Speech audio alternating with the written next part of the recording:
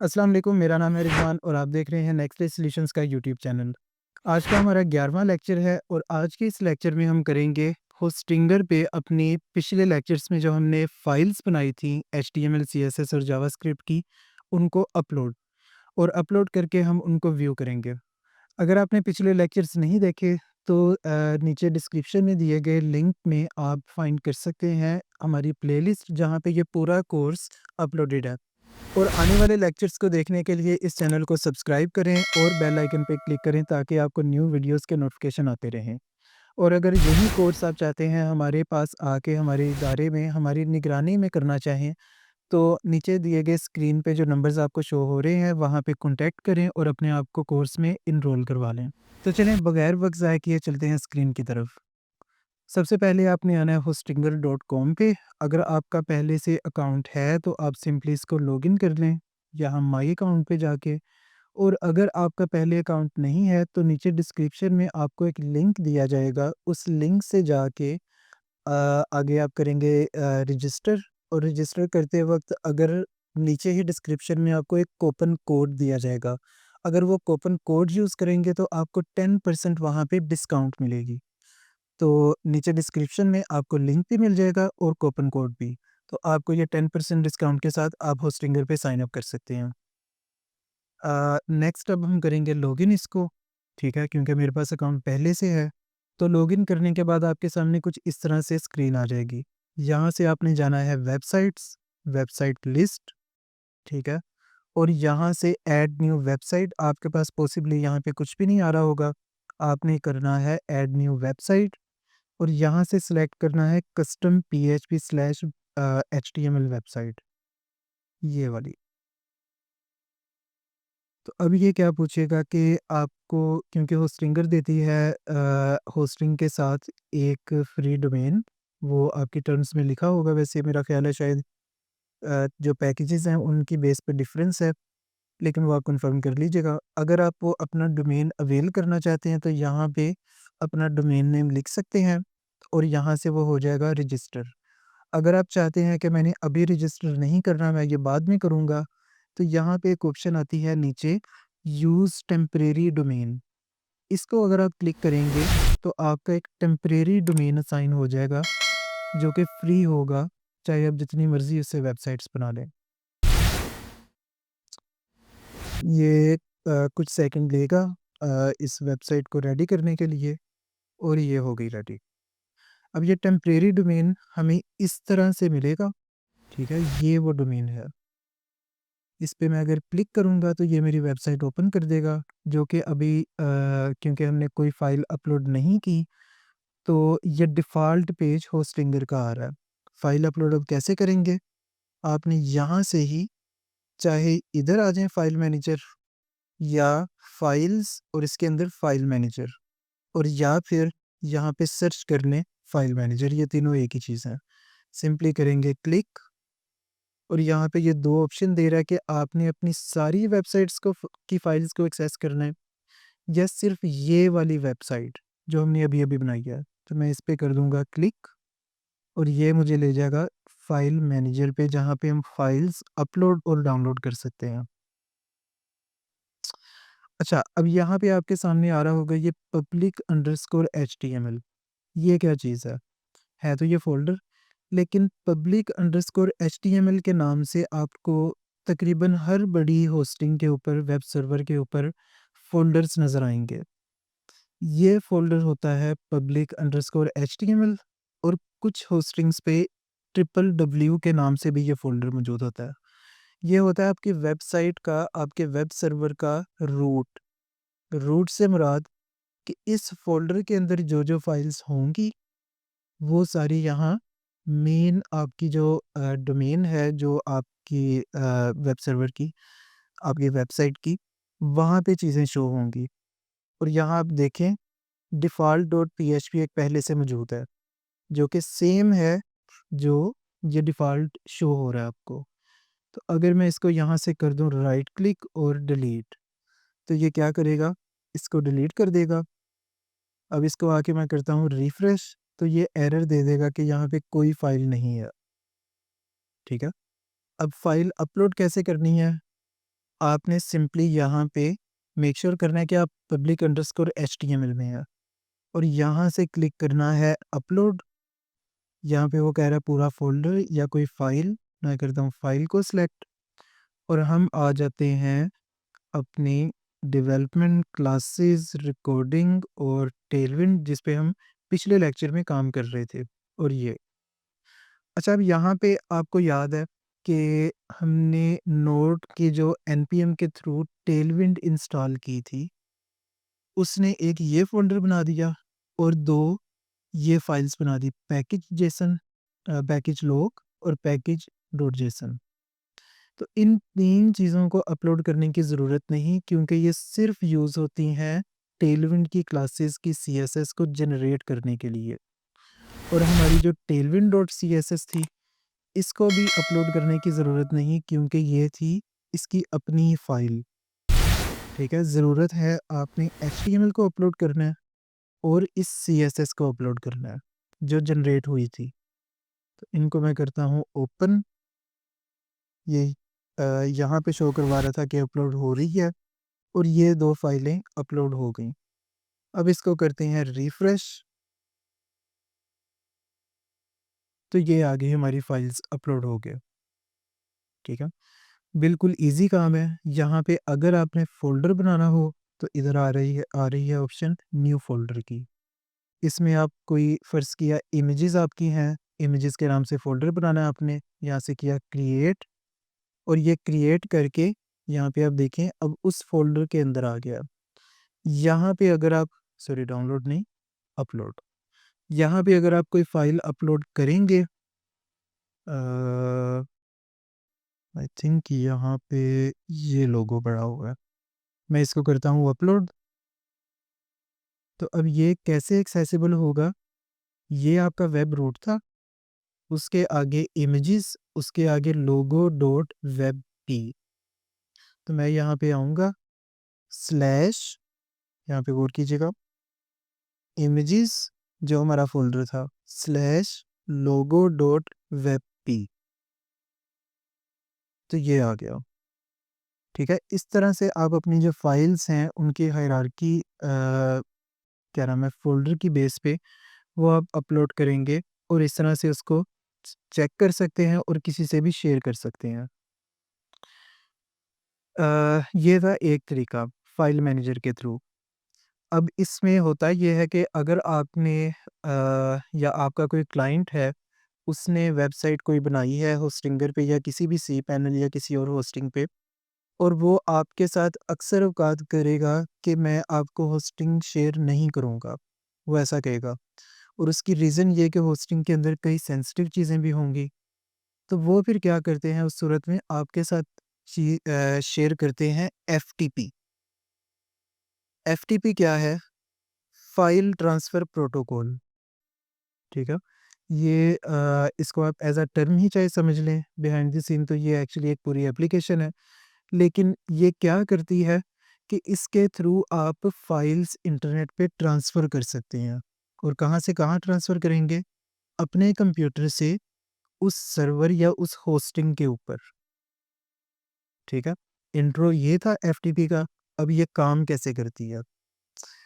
हम यहाँ पे आएँ अगर फाइल्स के अंदर, तो यहाँ पे आपको मिलेगा एफ़टीपी अकाउंट्स, आपने इसके अंदर आना है। अच्छा, अब इसके अंदर आके आपको मिलेंगी ये मुख्तलिफ डिटेल्स। ये क्या है हम अभी देखते हैं। नंबर 1 आपके सामने आ रहा है होस्ट नेम इसका, एफ़टीपी आईपी, ठीक है? ये आपकी हो गई एफ़टीपी की होस्ट, ठीक है? ये आ रहा है एक यूज़र नेम जो कि प्राइमरी इसका यूज़र है और ये आ रही है उसकी पोर्ट और यहाँ पे आ रहा है कि किस फ़ोल्डर में फाइल्स अपलोड करनी है और इधर से आप एफ़टीपी का पासवर्ड चेंज कर सकते हैं। और ये है इसका प्राइमरी पास यूज़र नेम और पासवर्ड। आप अगर चाहें तो यहाँ नीचे आके create a new FTP account, यहाँ पे ये उसका आ रहा है सर्वर का डिफ़ॉल्ट पाथ और आगे कह रहा है यहाँ पे ऑप्शन है कि आपने मेन की देनी है या जो आपका वेब रूट था public_html उसकी एक्सेस देनी है। तो हम ये सिलेक्ट कर लेते हैं। इधर मैं कर देता हूँ यूज़र नेम और यहाँ पे मैं कर देता हूँ पासवर्ड, ठीक है। अब ये पासवर्ड आपने होस्टिंगर का नहीं देना जो आपने सेट किया है, यहाँ पे आपने न्यू पासवर्ड देना है जो इस एफटीपी अकाउंट का होगा, ठीक है। जो आपका फ़र्ज़ किया अगर आपका कोई क्लाइंट है वो यहाँ पे न्यू पासवर्ड बनाएगा और वो पासवर्ड आपसे शेयर करेगा। इसको करते हैं क्रिएट। उसने एरर दे दिया कि एफटीपी यूज़र ऑलरेडी एग्जिस्ट, वो इस वजह से कि मैंने न्यू अकाउंट किसी और वेबसाइट के अंदर सेम नाम से बनाया था। तो मैं यहाँ पे इसको चेंज कर देता हूँ रिज टेस्ट और हम दे देते हैं पासवर्ड, ये आ गया और इसको किया क्रिएट, ठीक है। ये आ गया notification FTP account has been created. अब एफटीपी से आपने कनेक्ट कैसे करना है? कनेक्ट करने के लिए आपको एक और सॉफ्टवेयर चाहिए होगा, फाइल ज़िला, ठीक है। ये क्या है?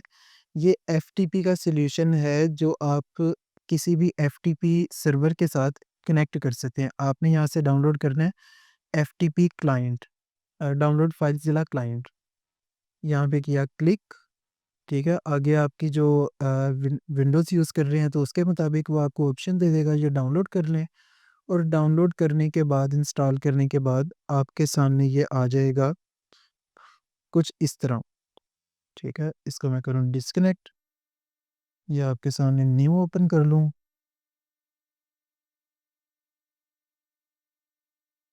फाइलज़िला, ये आ गया, ठीक है।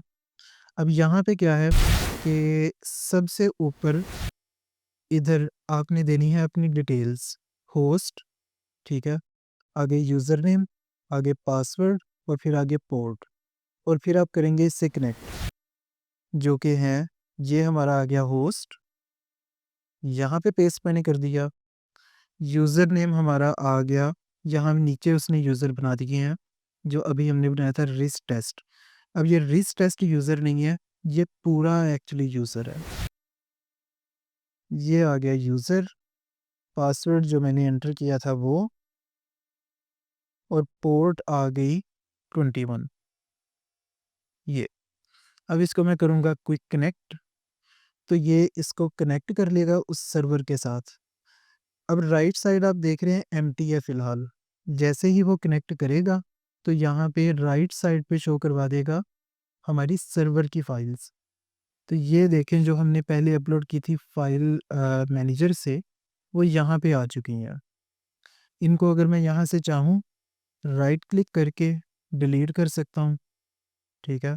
अगर मैं चाहूँ किसी को डाउनलोड करना, तो राइट क्लिक ही करके डाउनलोड भी कर सकता हूँ। ये इसकी प्रोसेसिंग हो रही है, ये मैंने किया और यहाँ डाउनलोड की ऑप्शन आ गई। और इसी तरह लेफ़्ट साइड पे आपके शो हो रही होगी सारी की सारी जो है आपके लोकल आपके लैपटॉप की फ़ाइल्स, ठीक है। आपके यहाँ पे अगर विंडोज़ यूज़र हैं, तो यहाँ पे आ रहा होगा C:/ इस तरह से, ठीक है। और इसी तरह यहाँ पे आ रही हैं सारी डायरेक्टरी, ठीक है, जिसके अंदर मैं आऊँगा नीचे वो आ गई। नीचे से भी डबल क्लिक करके मैं नेविगेट कर सकता हूँ। जहाँ पे मैंने आना है, ये सिलेक्ट किया और जहाँ पे मैंने जाना है, अपलोड करना है फ़ाइल को, वहाँ पे वो फ़ोल्डर के अंदर गया और मैं सिंपली क्या करूँगा, राइट क्लिक और अपलोड।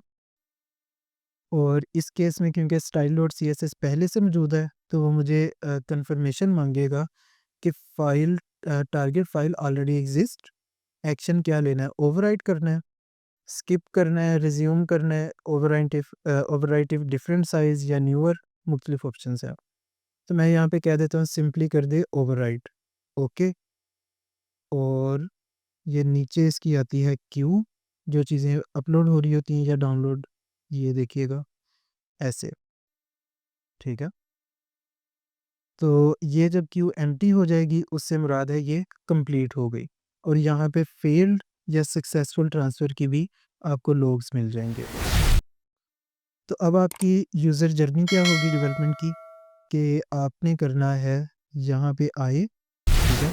हम कमांड रन कर देते हैं वॉच फ्लैग के साथ।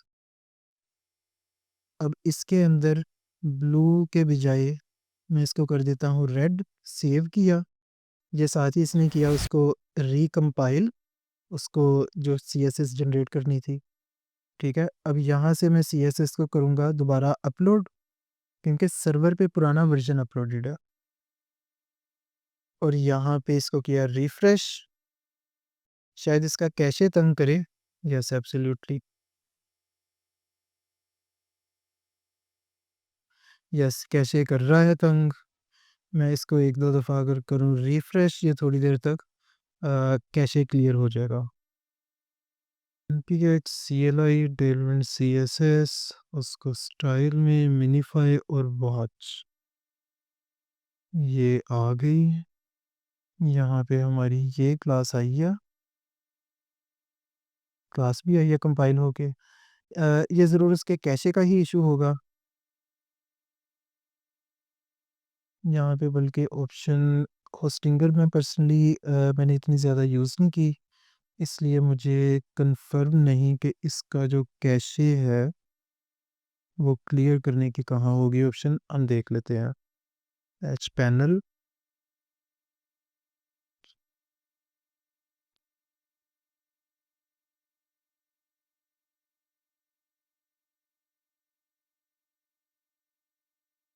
साथ हम देखें यहाँ पे inspect style dot C S S आ गई, ओपन इन न्यू, और इसके अंदर ये क्लास मौजूद है।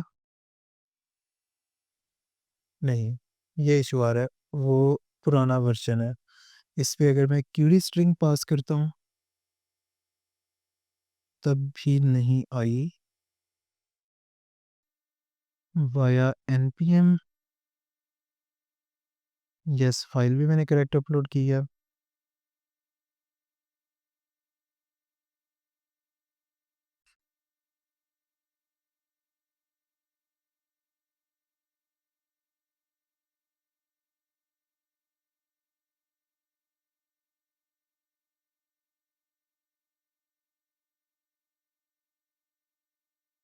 इसको अगर मैं करूँ डिलीट,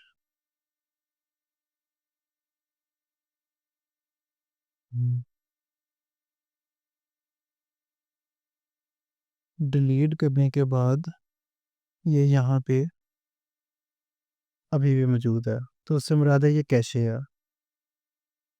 यहाँ पे ये आ गया क्लियर कैशे का बटन, ठीक है? इसको मैंने किया क्लियर। अब इसको करूँ रिफ्रेश, तो ये आ गया this page does not exist. अब इसको करते हैं दोबारा अपलोड।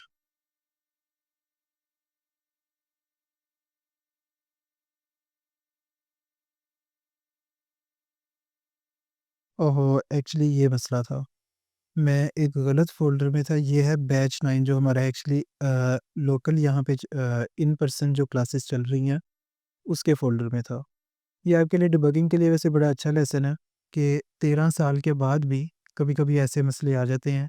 सेम फ़ोल्डर मैंने वाया npm के नाम से यहाँ पे रिकॉर्डिंग वाले फ़ोल्डर में भी बनाया, और जो बैच 9 हमारा चल रहा है उसके अंदर भी वाया npm के नाम से। तो ये इशू आया हमारा यहाँ पे। अब इसमें आ जाते हैं रिकॉर्डिंग वाले में, टेलविंड, ये, और इस सीएसएस को अब करते हैं अपलोड।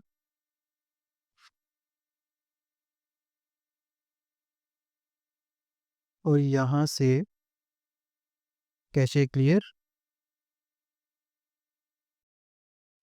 और अब इसको करते हैं रिफ्रेश। इतना बुरा कैशे है यहाँ पे, मुझे बार बार क्यूरी स्ट्रिंग देनी पड़ रही है और फिर वो पेज आया, वैसे यहाँ पे नहीं आ रहा। खैर, आपको दिखाने का जो मकसद था वो पूरा हो चुका है। मैं एक दफ़ा फिर इसको क्लियर करूँ, या यहाँ पे नो कैशे प्रीव्यू जो कैशे के बगैर आपको शो करवाएगा, ये आ गया। इसमें क्लासेस हमारी नहीं आई, और आई थिंक मैंने एचटीएमएल भी दूसरी अपलोड की थी। मैं यहाँ से एचटीएमएल को भी रिप्लेस करता हूँ।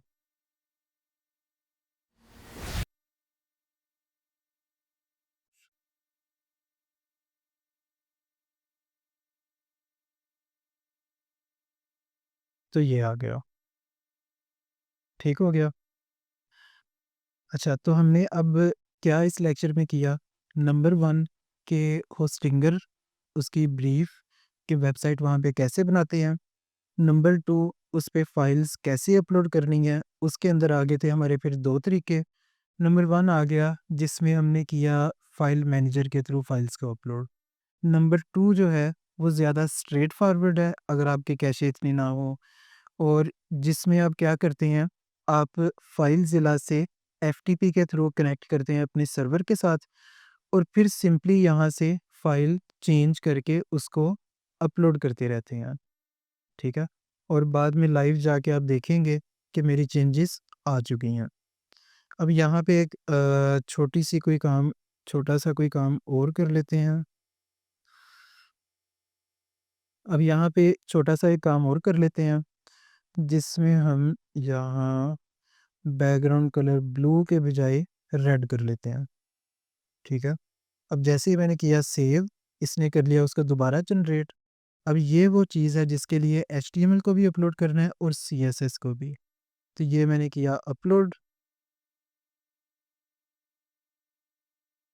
सेकंड फाइल को भी रीराइट कर दे और मैंने किया इसको रिफ्रेश। कैसे चेक करने का एक ये भी अच्छा तरीका है कि मैं यहाँ पे इसको कर रहा हूँ रिफ्रेश, ठीक है? और मैं देख रहा हूँ मेरी रेड 100 क्लास नहीं इसमें मौजूद। अगर मैं इधर क्यूरी स्ट्रिंग पास करूँ, यानी कि क्वेश्चन मार्क आगे कुछ भी लिख के इक्वल कुछ भी, ठीक है? तो अब मैं इसमें फाइंड कर रहा हूँ तो ये क्लासेस मौजूद हैं, ठीक है? क्यूरी स्ट्रिंग के बगैर चेक कर रहा हूँ, रिफ्रेश बार-बार कर रहा हूँ, नहीं मौजूद। इससे मुराद ये कन्फर्म है कि आपने कोई गलती नहीं की, ये कैशे का मसला है। कैशे एक्चुअली होता क्या है कि आपकी वेबसाइट की स्पीड बढ़ाने के लिए उसकी स्टोरेज कर दी जाती है टेम्परेरी फास्ट जगहों पे, जिनमें से सीडीएन भी एक है टेक्नोलॉजी। तो सीडीएन पे जब तक वो मौजूद होता है, तो वो उसको कैशे सर्व करता रहता है क्योंकि वो फास्ट मिलता है उसको, आपके ब्राउज़र को। और वो लाइव फ़ाइल हर दफ़ा चेक नहीं कर रहा होता। ये ऐसे ही समझ लें जैसे उसने बैकअप्स बनाए होते हैं और वो बैकअप्स होते हैं फास्ट, तो उनको वो वहाँ पे शो करवाता है। ठीक है? हमारे केस में हम थोड़ी देर यहाँ पे अगर वेट करेंगे, तो ये चलना शुरू कर देगा, और अगर हम वेट ना करना चाहते हों, तो इसका भी हमारे पास एक हल है। हम आएँगे वापस वीएस कोड में, बजाय ये स्टाइल डॉट सीएसएस इसके आगे मैं कुछ भी इस तरह से पैरामीटर दे दूँगा, ठीक है? तो वो फिर उनका कैशे समझता है कि ये पैरामीटर अगर मिले हैं तो ये एक न्यू फ़ाइल है, तो उसको वो कैशे से नहीं देगा, वो न्यू ला के देगा। इसको मैंने किया अपलोड,